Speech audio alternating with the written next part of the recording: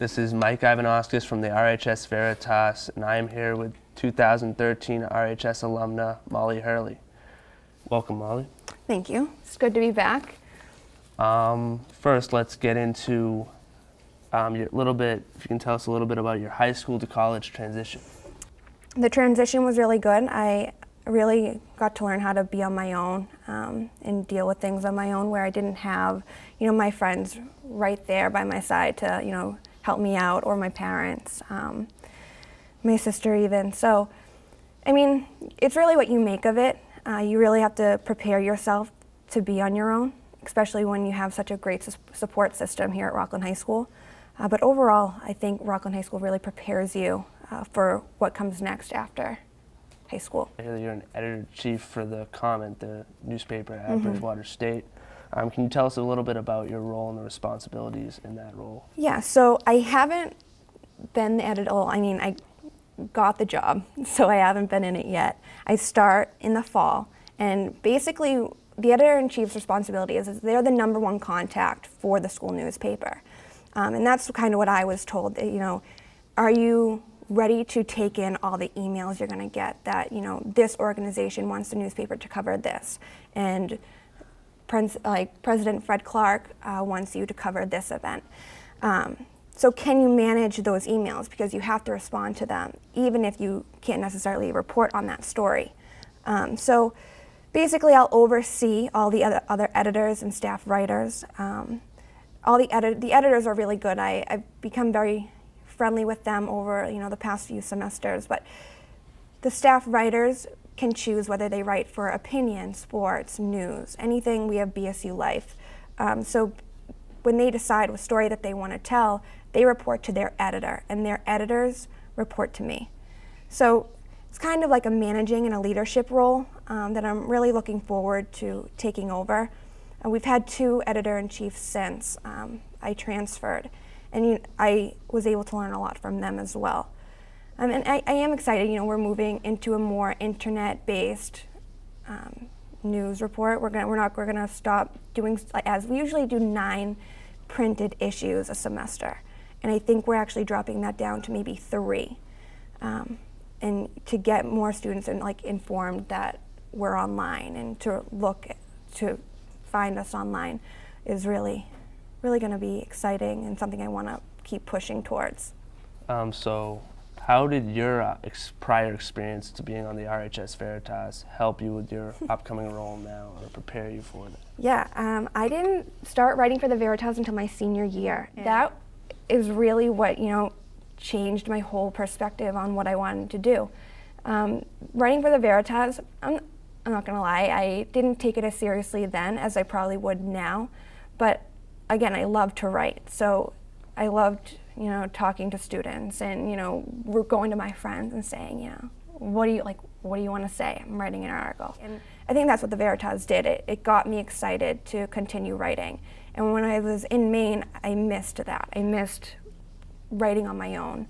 I was writing 8-page papers and 12-page papers, but writing a research paper and going to a story and talking to people are 2 totally different things. So having the experience that I had writing for the Veritas, and I don't know if it was at BU or BC, my senior year we went to a conference. I think there was maybe 4 of us that went. We all hopped in a van with Miss Lannon, and we went into the city, and we got to sit in on a few conferences and walk around and experience. It was right after the Boston bombings, and that was really it for me. I, as a senior, and looking forward to my years after RHS, I said, these are the type of classes I want to sit in. This is what I want to do. So what do you have to say to the people that believe journalism is a dying field? Don't listen to them. Storytelling isn't going away. We may transition from platform to platform, but stories still need to be told. I sat down about a month ago with the co-anchor at Channel 5 for the Eye Opener. Her name was Emily Reamer. And I asked her the same question, and she's so passionate about the field, and she's like, yes, things are changing and technology's changing, but it's what's making the stories better. It's giving people visuals. It's giving them an idea of the reality of the stories that are being told. So journalism is very, it's a very broad term because there's so many different aspects of it, that if you really just become more informed about the field, you can do so much with it. And it's really a great field to become, more informed about. So tell them that it's a lie. It's a myth. It's not going away. We're just here to tell stories, and that's what we're going to keep doing. So what's your advice for upcoming seniors that are going to college considering the same major that you have? Yeah, if you're going to go into journalism, you can't have the mindset that it's going away no matter what anybody tells you. You have to be passionate about it, and you have to be persistent. I wish, of course, your freshman year you want to go and get away, and maybe that's what you want to do, maybe it's not what you want to do. And if it's not, I would just advise anybody to get involved. It doesn't make you a loser or a nerd just because your friends are going out and you have another commitment. I mean, you're going to have those experiences for the next 4 years, so you don't have to rush them. I had a blast my freshman year, and I've gotten more serious.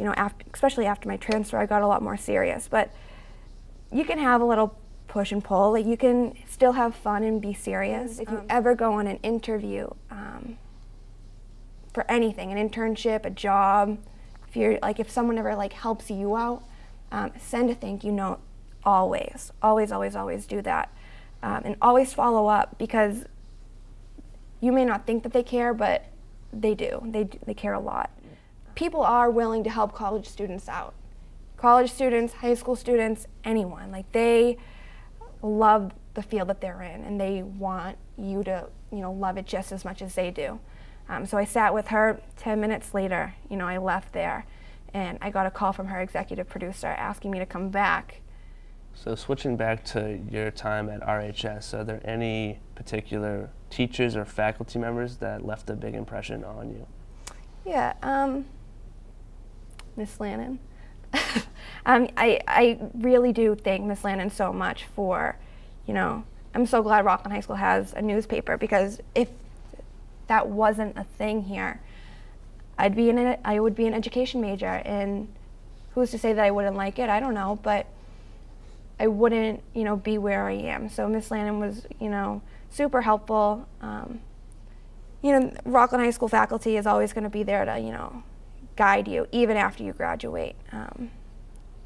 In our newspaper interview, I had mentioned something that's really stuck with me since I was in Miss McDonough's class, and she wrote on one of my final papers that smart, beautiful women make it far in life. And I didn't know whether to take that as a compliment or, I don't want to say insult, because I know that's not what she meant, but it really triggered me, because I did not apply myself as much as I could have when I was here. I got a few A's, a few B's, a couple C's, and that was okay for me. It was I came to Rockland High School and I just wanted to talk to my friends, go ask you to the bathroom, walk the hallways, mess with Mr. Damon, Bika.